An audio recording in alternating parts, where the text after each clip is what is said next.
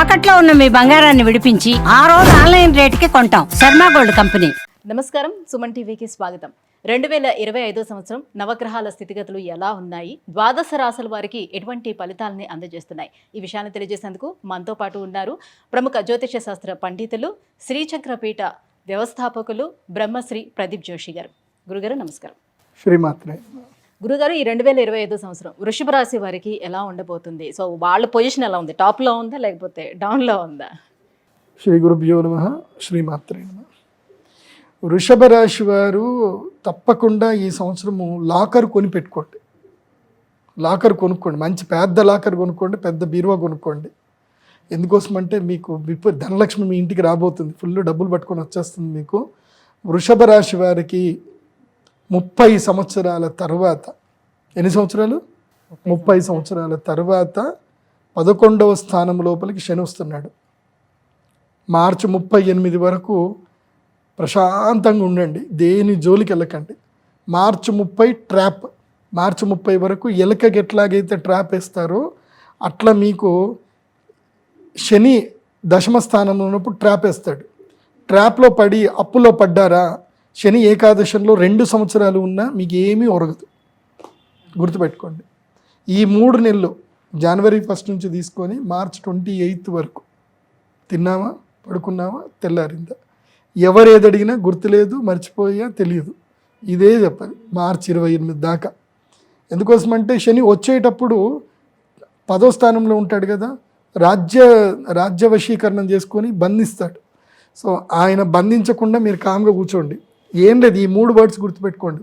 వృషభ రాశి వారు ఏం లేదు, తెలీదు, గుర్తులేదు, మర్చిపోయా, మార్చ్ 28 వరకు. దాని తర్వాత మీరు పట్టిందల్లా బంగారం, చేసిందల్లా సూపర్. ఇంకా గురుసేనులు ఇద్దరు కూడా ఫుల్ సపోర్టివ్ ఉన్నారు. ధనస్థానంలో గురువు వచ్చేస్తున్నాడు. అక్షయ తృతీయ దాటితే ధనస్థానం లోపల గురువు వచ్చేస్తాడు. కాబట్టి గురువు శని ఇద్దరు బాగున్నారు. కాబట్టి ఈ సంవత్సరం ఎవరైనా టాప్ నంబర్ 1 పొజిషన్లో ఉన్నారు అంటే అది మాత్రం ఎవరు? వృషభ రాశి is in number 1 position. Bharani నక్షత్రం అయితే ఇక తగ్గేదలా. నేను మెయిన్గా చెప్పేది ఏంటంటే యంగ్స్టర్స్కి పెళ్లి చేసుకోకండి. వృషభ రాశి వాళ్ళు పెళ్ళిళ్ళు చేసుకోకండి ఈ సంవత్సరం. పెళ్లి చేస్తాడు గురువు, తప్పకుండా రాగానే పెళ్లి చేస్తాడు. పెళ్లి చేశారనుకోండి, వివాహం విద్యానాశనం, శోభనం సర్వనాశనం, జీవితంలో ఏం సాధించలేరు ఇంకా. సో ఈ సంవత్సరం పెళ్ళిళ్ళు చేసుకోకండి అని చెప్తాను నేను. యంగ్స్టర్స్ సంపాదించుకోండి, డబ్బులు సంపాదించుకోండి. పెళ్ళి చేసుకున్నారా, మొత్తం టైం అంతా ఎక్కడికి వెళ్ళారు, ఎప్పుడు వస్తారు, దీనికి మీ జీవితం పోతుంది. వృషభ రాశి స్థానంలోకి గురువు సెకండ్ ప్లేస్ లో గురువు వస్తున్నారు. అట్ ద సేమ్ టైం శనితో పాటు శుక్రుడు కూడా ఆ ప్లేస్ లోకి మీనరాశిలోకి వస్తున్నారు. కానీ శుక్రుడు మారుతాడండి. శుక్రుడు ఎవ్రీ 22 రోజులకి 28 రోజులకి మారుస్తాడు. శుక్రుడు ఎక్కువ రోజులు అట్లాంటి దేవుడు. శుక్రుడు ఎప్పుడు మారుతూనే ఉంటాడు. సూర్యుడితో పాటు శుక్రుడు బుధుడు మారుతూనే ఉంటారు. అందుకే ప్రతి నెల రాశిఫలాలు వినాలన్నది. నెల రాశిఫలాలు వినాల్సింది, వారం రాశిఫలాలు వినాల్సిందే. అప్పుడప్పుడు మనకి మధ్యలో వచ్చేసి కమ్మటి గోరుముద్దలు పెట్టి వెళ్తారు వీళ్ళిద్దరు. ఎవరు? శుక్రుడు, సూర్యుడు, బుధుడు. ఈ ముగ్గురు మాత్రమే మనకి తీయటి గోరుముద్దలు పెట్టి మధ్యలో వెళతారు. ఈ మిగతా ఈ 2 ఉన్నాయే, సంవత్సరం దాకా వీళ్ళు ఎంటర్టైన్ చేయరు. శని 2.5 సంవత్సరాల దాకా ఎంటర్టైన్ చేయడు.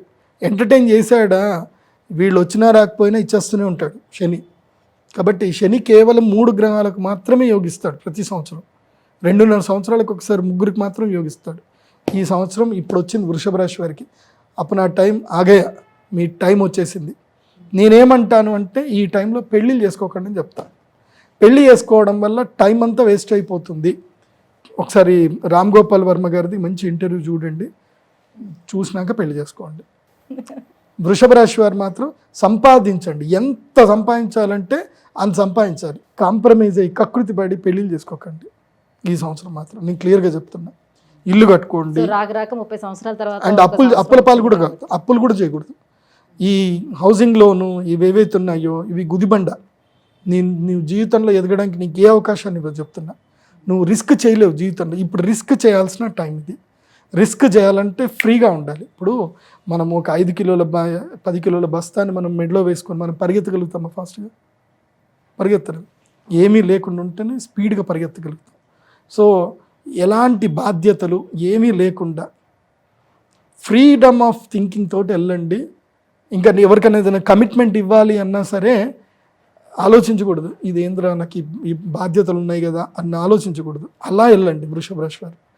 సో మీకు పట్టిందల్లా బంగారం అంటే అర్థం అదే మీరు ఒక హౌసింగ్ లోన్కో దేనికో ఈఎంఐలకో కమిట్మెంట్ అయిపోయారు అనుకోండి, ఇంకేం ఉండదు. ఈ కార్పొరేట్ వీళ్ళు చేసేది ఇదే, వాళ్ళు ట్రాప్లో చేస్తారు. కార్పొరేట్ ట్రాప్ అంటారు. ఏందో తెలుసా, మీరు జాబ్లో జాయిన్ అవ్వగానే మీకు వెల్కమ్ కిట్ ఇచ్చేస్తారు. ఏదో bank zero balance account welcome kit ఇస్తారు, దాంతోపాటు క్రెడిట్ కార్డు కూడా ఇచ్చేస్తారు. ఇంకా ఇక మనోళ్ళు వచ్చింది కదా ఉద్యోగం అని సర్ర గిక్తారు ఇంకా క్రెడిట్ కార్డు. అప్పాయి కూర్చుంటుంది, వాడికి కావాల్సింది అదే కదా. కార్పొరేట్ వాడికి కావాల్సింది ఏంది, వీడు లేబర్ లాగా పనిచేయాలి. లేబర్ లాగా వీడికి అప్పు ఉంటే తప్ప వీడికి భయపడ్డు పని చేయడు. సో అట్లాగే ఉంటుంది. సో డోంట్ ట్రాప్, దాంట్లో క్రెడిట్ కార్డ్ ట్రాప్లో పడకండి. ఫ్రీడమ్ ఆఫ్ థింకింగ్లోకి వెళ్ళండి, స్టార్టప్లు బిగినింగ్ చేయండి, కష్టపడండి. Business thinking, only business thinking అంత బాగా అది చెయ్యండి. వృషభ రాశి వారు నేను చెప్పేది ఏంటంటే తప్పకుండా ఆస్ట్రాలజర్ని కలవండి. ఓకే, నన్ను కలిస్తే ఇంకా మంచిది. ఎందుకోసమంటే ఐఎమ్ బిజినెస్ ఆస్ట్రాలజర్.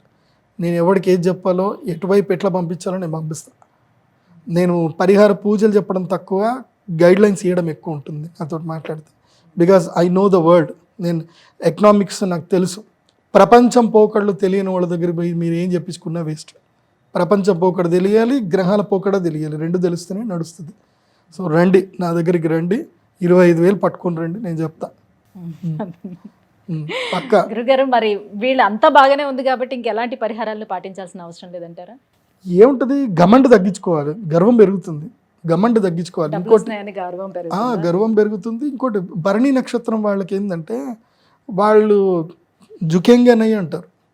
అక్కడ ఏమైపోతుందనంటే ఒక్కటి గుర్తుపెట్టుకోండి, భరణి నక్షత్రం వాళ్ళు తమ ఫ్యామిలీ లైఫ్లో ఎంత మూర్ఖంగా ఉంటే వాళ్ళకి అంత మంచిది. మూర్ఖంగా అంటే పెళ్ళాం పిచ్చోడన్నా సరే, మా ఆయనకి ఏం తెలీదు, మూర్ఖుడు, ఏదవా, ఏదన్నా సరే అంతేగా అనాలి. భరణి నక్షత్రం వాళ్ళకి కృతిగా కూడా అంతే. ఎవరికైనా గుర్తుపెట్టుకోండి, జీవితంలో మనకి బయట ఎక్కడైనా అదృష్టం వస్తుందంటే ఇంట్లో అదృష్టం ఆపుతుంది. ఇంటి వాళ్ళు ఆపుతారు. ఇంట్లో అదృష్టం ఉంది, ఇల్లు బాగుంది, బయట రాదు. ఇది ఎప్పుడూ ఈ బ్యాలెన్స్ అనేది తప్పుతుంది. ఇంట్లో ఎక్కువగా సీరియస్ లేకుండా వాళ్ళు ఏమన్నా సరే నీ ఇష్టం, అంతే నీ ఇష్టం అని అనుకొని ముందుకెళ్ళు. డబ్బులు బయట గెలుస్తావు, ఇంట్లో గెలవలేదు అనుకో, బయట గెలవలేదు. అది బాగా గుర్తుపెట్టుకోండి. అందులోపల భరణి నక్షత్రం వాళ్ళకి గర్వం బాగా ఎక్కువ, పొగరు, కోరికలు, ఆశలు, మాటలు అన్నీ ఎక్కువ. ఎందుకోసమంటే పెద్ద నక్షత్రం అది భరణి నక్షత్రం. భరణి అంటేనే అగ్ని. అది గురుగారు, ఈ 2025 సంవత్సరం వృషభ రాశి వారికి ఎలా ఉండబోతుంది? సో వాళ్ళకి అదృష్టం పట్టిందల్లా అదృష్టమే ఉండబోతుంది. అక్షయ తృతీయ యాగం చేసుకోవాలి వృషభ రాశి. అక్షయ తృతీయ మహాలక్ష్మి యాగం చేస్తే యు మే ఇన్వైట్, మీరు లక్ష్మీదేవిని ఇన్వైట్ చేసినట్టు. యంత్రం తీసుకోవాలి, మా శ్రీచక్రపీఠంలో చేస్తాము, రండి యంత్రం తీసుకోండి. అప్పుడు అమ్మవారు మీ దగ్గరకు వస్తారు. నేను ఇచ్చే గైడ్లైన్స్ ఫాలో అవ్వండి. గురుగారు, ఈ 2025 సంవత్సరం వృషభ రాశి వారికి ఎలా ఉండబోతుంది? చిన్న పరిహారాలు ఏమేమి చేసుకోవాలి? సో వాళ్ళకి ఎంత అదృష్టం పట్టనుంది? ఈ విషయాలన్నీ కూడా తెలియజేసినందుకు ధన్యవాదాలు. శ్రీమాత.